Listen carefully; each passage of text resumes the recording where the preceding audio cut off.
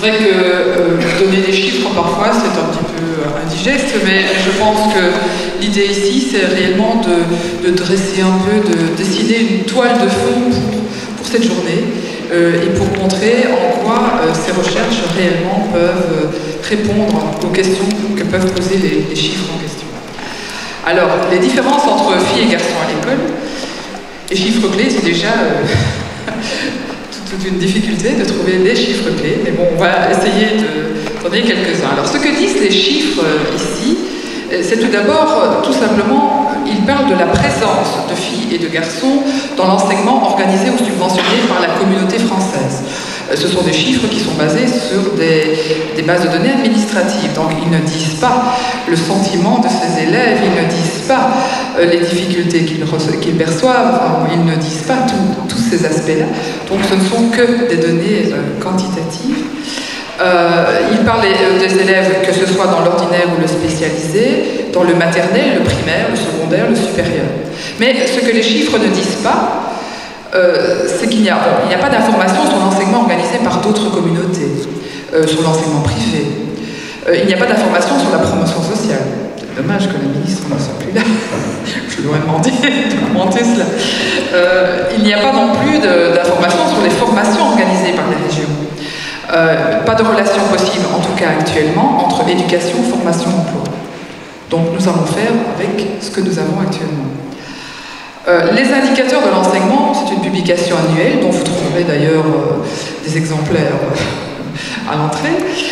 Ces indicateurs tentent d'éclairer le système éducatif sous différentes facettes. Alors, ces facettes, c'est soit les effectifs, l'indice socio-économique, la position scolaire, dans quelle année d'études se trouve l'élève, par exemple la nationalité, l'âge, le redoublement et le retard scolaire. Ça peut être aussi le changement d'établissement, changement d'orientation scolaire, les parcours, où se trouve l'élève après 3 ou 4 ans dans tel endroit, et également les sorties, qu'on peut appeler aussi décrochage, abandon précoce, et puis les résultats aux évaluations externes, mais également les résultats aux certifications, le CEB, le CESS et d'autres diplomations. Mais les garçons et les filles à l'école, c'est plutôt un point de vue spécifique. Alors c'est vrai que les indicateurs ne s'occupent pas uniquement de ce point de vue, ils essayent de l'intégrer au mieux, grâce d'ailleurs, à cause de aussi la demande d'Alexandra Adriansens, qui, invitée à la commission de pilotage, souhaite effectivement toujours y donner cette dimension, et je pense qu'on essaye dans la mesure du possible de toujours l'intégrer.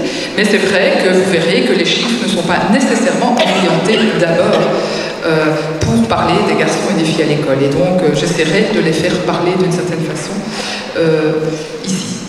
Alors, tout d'abord, les effectifs. Bon, ça, les effectifs, c'est assez simple. En maternelle, que ce soit maternelle, garçon et filles, vous voyez un petit peu moins de filles présentes que de garçons dans l'enseignement en communauté française. Pour le primaire, nous avons la même chose. Vous avez ici, donc, la ligne inférieure représente l'évolution des effectifs des filles sur une dizaine d'années. Donc un peu moins de filles que de garçons. Et dans le secondaire, dans le secondaire, même chose, nous avons un peu moins de filles que de garçons présentes dans le secondaire. Alors ça, c'est intéressant de voir finalement, il n'y a pas tellement de différence, c'est assez proche, mais bon, un peu moins de filles. Alors, l'intérêt, c'est d'observer des parcours qui peuvent être différenciés et de voir à ce moment-là ce qui peut se passer lorsque, par exemple, on est dans le secondaire ordinaire. Dans le secondaire ordinaire, vous savez, il y a, disons, 4 grands lieux où on peut, parcourir l'enseignement. D'abord, dans le premier degré, vous avez le premier degré différencié ou le premier degré commun. Et puis, dans les deuxième et troisième degrés, vous avez soit la transition, soit la qualification.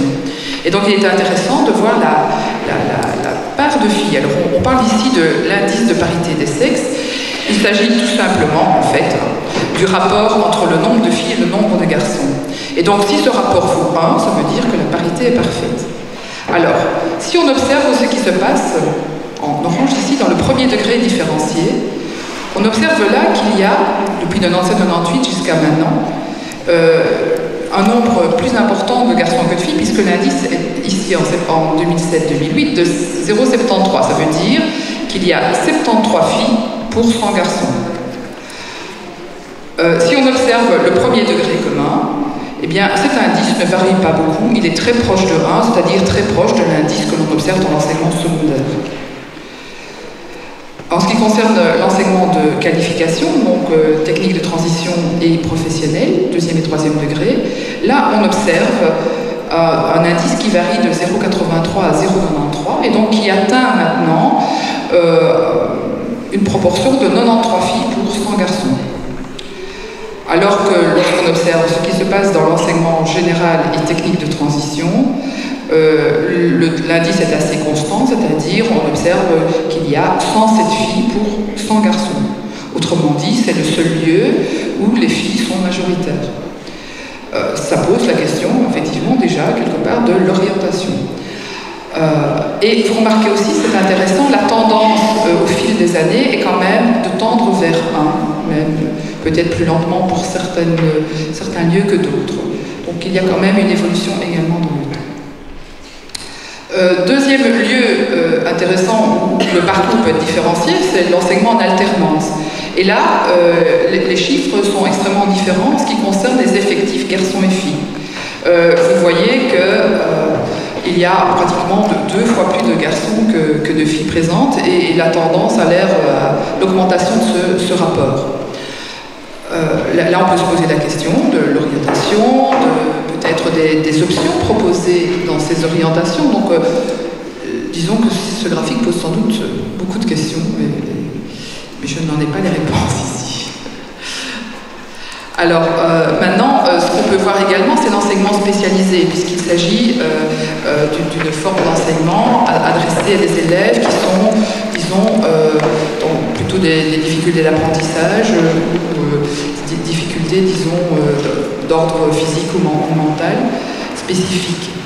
Et donc, voici les effectifs. Alors, voici des effectifs. Bon, vous voyez en tout cas qu'il y a une augmentation. On a vu tout à l'heure qu'il n'y avait pratiquement pas d'augmentation d'élèves dans le primaire ou le secondaire. Donc là, on peut se dire, il y a plus d'élèves qui rentrent dans le spécialisé que précédemment. Alors, ce qui est intéressant à observer, c'est, voilà, en rouge, c'est les élèves du fondamental, garçons.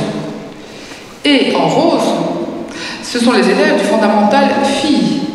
Donc vous voyez qu'en fait, il y a actuellement, en 2007-2008, 10 500 élèves garçons qui se trouvent dans l'enseignement spécialisé en primaire, en fondamental, pardon, et seulement, enfin, par rapport à cela, 6 296 filles.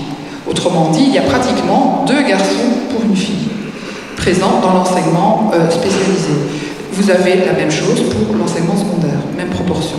Donc ça pose la question, tiens, qu'est-ce qui fait que 2 fois plus de garçons que de filles sont inscrits dans l'enseignement spécialisé?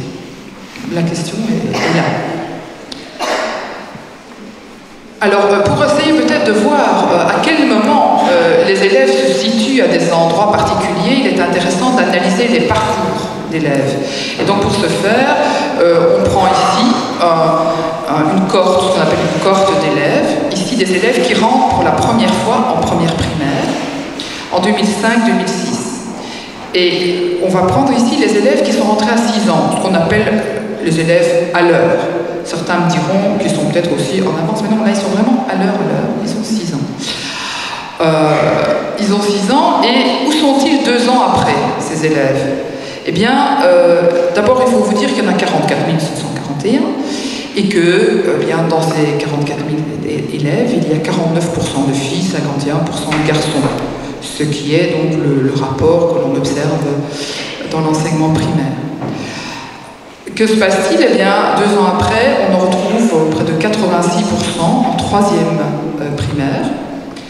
Mais il est intéressant de voir que, en fait, il y a 87% des filles qui s'y retrouvent pour 84% des garçons.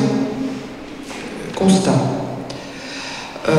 On retrouve également presque 11% de ces élèves en 2e primaire, autrement dit, ils ont eu une année complémentaire à réaliser dans ce cycle. Et donc, on remarque là, il s'agit de 10% des filles qui ont une année complémentaire pour 12% des garçons.